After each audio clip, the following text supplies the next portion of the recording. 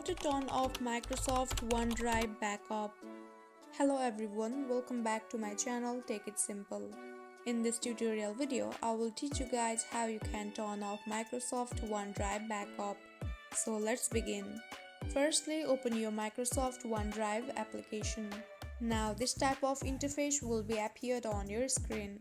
Click on your profile icon at the top left corner and here you will see different options in the screen.